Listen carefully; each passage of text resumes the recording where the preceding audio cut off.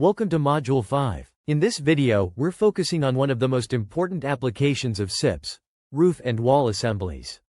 These components define the building's performance in terms of strength, thermal efficiency, and airtightness. By the end of this session, you'll understand how SIPs are used to create durable, energy-efficient, and code-compliant roofs and walls. SIP walls. Let's begin with SIP walls.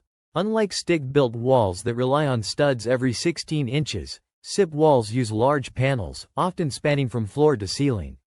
This reduces framing members dramatically, lowering thermal bridging and increasing insulation continuity. Panels can be 4 to over 12 inches thick depending on climate requirements and load demands.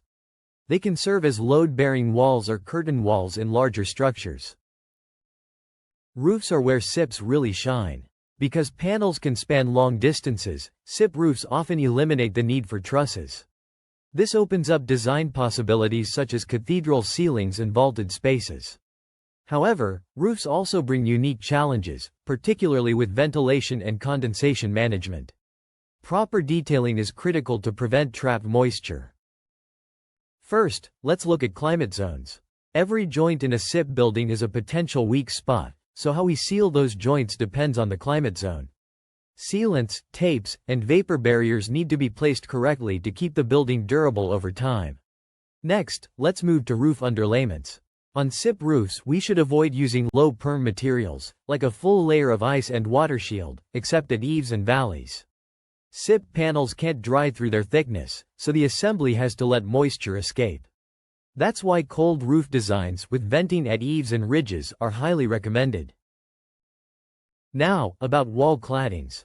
Materials like brick, stone, stucco, and cement products absorb water, which means they can push moisture inward.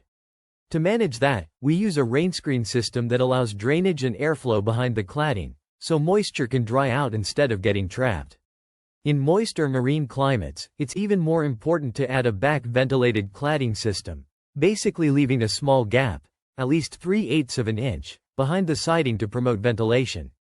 Fastening is another consideration. SIPs don't have studs in the same way traditional framing does. Instead, the OSB facer is what we attach cladding to. Some siding types need special fastening patterns, so always confirm with both the cladding and SIP manufacturers. For roof coverings, use materials that are vapor permeable and code approved. Shingles, metal, tiles, all can work, as long as they allow the OSB facers to dry to the outside. One caution: fully adhered roofing products, like membranes or peel and stick layers, should never be installed directly onto SIPs. You always need a separation layer, like an extra sheet of OSB or a coverboard. This protects the panels and makes future re-roofing possible. In colder climates, zones 5 through 8, and marine 4, SIP tape should be applied on the inside. SIPs themselves are already Class 1 vapor retarders, but the joints still need extra sealing with tape and sealant. We also need to think ahead to solar panels. SIPs can support PV arrays, but the design professional must calculate loads and fastening details carefully, so the roof performs as intended. And finally, ridge vents. Even though SIP roofs don't create a traditional attic, ridge vents can still help moisture escape. The big difference is that you don't cut slots into SIPs. Instead, you install the vent over a breathable underlayment right at the ridge, creating a safe exit path for moist air. So, the big takeaway is this: for SIP roofs and walls, moisture control, ventilation, and climate-specific detailing are critical. Get those right, and the structure will stay durable and efficient for decades.